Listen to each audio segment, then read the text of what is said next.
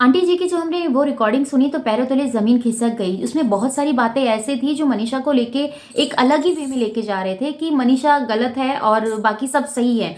तो आज उसी के ऊपर बात करेंगे, तो प्लीज़ इस वीडियो को पूरा देखने के बाद ही कमेंट कीजिएगा और आपकी जो भी राय है कमेंट सेक्शन में ज़रूर दीजिएगा। प्रिंस की कंट्रोवर्सी जो लोगों को लग रहा है कि इन्होंने व्यूज़ के लिए क्रिएट की है और जो भी है जैसा भी है उन सब चीज़ों को रखा है सामने, तो पहले आज इसी पे बात कर लेते हैं। पर उससे पहले मैं बात करूंगी आंटी जी की उस कॉल रिकॉर्डिंग के ऊपर जो कि उन्होंने कॉल रिकॉर्डिंग लगाई है। उसके अंदर कुछ पॉइंट ऐसे हैं जिसमें मुझे ऐसा लगता है कि बात करना बहुत ज़्यादा ज़रूरी है, क्योंकि वहाँ पर इसीलिए बात करना ज़रूरी उस टॉपिक पे इसीलिए बात करना ज़रूरी है क्योंकि वहाँ पर मनीषा एक बहू है, एक पत्नी है और उसको किस तरीके से रखा जा रहा है, मैं उस पॉइंट ऑफ व्यू पे आके आप लोगों के साथ बात कर रही हूँ। अगर आप इस बात से सहमत हैं तो प्लीज़ मुझे कमेंट में ज़रूर बताइएगा। तो मैं अपना जो पॉइंट है वो रखती हूँ। आंटी जी ने ये बात क्लियर की है कि मनीषा देखो, तुम्हें जाने से पहले एक बार मुझे बताना चाहिए था कि मैं जा रही हूँ या जो भी कुछ है, और तुम्हें पता है कि घर में घर की तुम बहू हो तो तुम्हारे ऊपर जो भी चीज़ें हैं जिम्मेदारी है उसे तुम्हें बखूबी तरीके से निभानी चाहिए। ये खुद आंटी जी के बोले गए लफ्ज़ हैं। तो यहाँ पर मनीषा ने क्या जवाब दिया है, मैं क्या करूँ, मुझे बोल रहे थे कि मैं यहाँ पर मतलब मिस व्यवहार कर देंगे सचिन, तो वो सब चीज़ें ना हो, वो मनीषा ने इसीलिए सचिन के साथ मनीषा गई। और आंटी जी एक बात मैं आपको यहाँ पर ये भी बता देती हूँ, क्योंकि आप ही ने 1 से 2 दिन पहले एक वीडियो आपका आया था जिसमें सचिन ने आपसे बात पूछी थी कि आप ऐसा क्यों बोल रही हैं, जिसमें आपने वृद्ध आश्रम में जाने वाली बात कही थी। तो सचिन ने कहा था घर है, घर में आओ, रहो अच्छे से। तो तुमने कहा था आंटी जी, सॉरी आपने ये कहा था आंटी जी कि मैं कैसे आ जाऊं, मेरे तो पति जहां रहेंगे मैं वहां रहूंगी और मैं अपने पति से बहुत प्यार करती हूं। तो वही चीज़ें मनीषा भी फेस कर रही है, वही चीज़ें मनीषा भी कर रही है जो अपने, क्योंकि देखिए औरत के लिए ससुराल में क्या होता है, उसका पति ज़्यादा इंपॉर्टेंट होता है क्योंकि उसके अकॉर्डिंग ही उसको चलना होता है।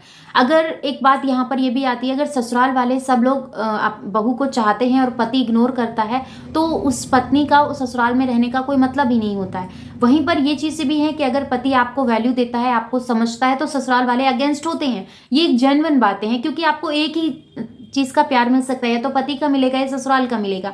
दोनों चीज़ें नहीं पॉसिबल हो पाती हैं सब लोगों को। हाँ, होंगे कुछ इक्के दुक्के लोग जिनको मिल जाता होगा। मेरी नज़र में तो मैंने जहाँ तक फेस किया है, या तो आप पति ले लीजिए या फिर आप ससुराल लीजिए। ससुराल अगर आपके साथ है तो आपको एक ऐसा लगता है कि चलो सब चीज़ें ठीक हो जाएंगी समय के रहते, पर जब पति आपके साथ है तो पति के साथ साथ उसकी जितनी भी परेशानियां हैं, दुख है, तकलीफ है, उसमें आपको उनके साथ रहना चाहिए। वही चीज़ें सब कुछ फेस कर रही है मनीषा। अगर आपको ये चीज़ें गलत लग रही है कि मनीषा को सचिन के साथ नहीं जाना चाहिए, तो दूसरा पॉइंट ये है, मैं आपको ये भी बता देती हूँ, अपने व्यूवर्स के साथ इस बात को मैं शेयर कर रही हूँ, क्योंकि मनीषा के हाथ का ही सचिन खाना खाते हैं। आंटी जी ने अपने घर पे एक खाना बनाने वाले को भी रखा था जो कि खाना बना के दे सके जितने भी लोग वहाँ पे रिश्तेदार आए हुए हैं, पर नहीं, सचिन को मनीषा के हाथ का ही खाना पसंद आता है और वो मनीषा के हाथ का ही खाना खाते हैं। और सचिन मनीषा को दोनों, आज के टाइम में तो किसी को भी भूख बर्दाश्त नहीं होती है, ठीक है ना। तो ये बात कहना बेकार है कि उनको भूख बर्दाश्त नहीं होती है या भूख के कारण ये सब चीज़ें होती है, नहीं, बिल्कुल भी नहीं।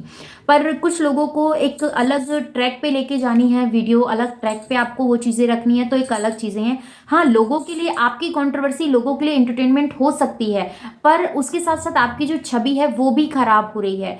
कहीं ना कहीं सचिन जो बात कह रहे हैं कि वो मेंटली डिस्टर्ब हो रहे हैं और उन चीज़ों का जिम्मेदार प्रिंस है, तो ये टाइम हम कह सकते हैं कि सचिन को अभी इस टाइम पे नहीं इतना वो चीज़ें करनी चाहिए थी, क्योंकि इतना लंबा टाइम है, मतलब 7-8 दिन का जो भी इनका टाइम है। 7 दिन की लगन भी होती है, 5 दिन की लगन भी रखी जाती है, जिनको इनको तिलक बोलते हैं ये लोग।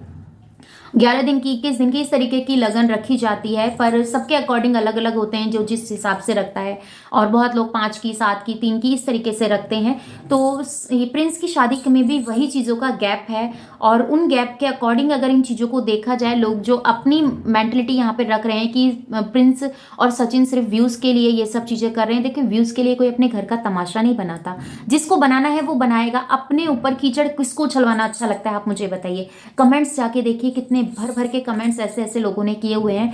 जो खुद के क्रिएटर हैं वो तो खुद अपनी वीडियोस अपलोड करते हैं ना, उन तक को नहीं छोड़ रहे हैं। हम तो फिर भी चलो अपना ओपिनियन रखते हैं, अपना रिएक्शन रखते हैं, क्या हमें ठीक लग रहा है, क्या हमें गलत लग रहा है, हम उसके बिहाफ पे बात करते हैं। तो हम लोगों को तो एक अलग ही वे में जाएंगे ना।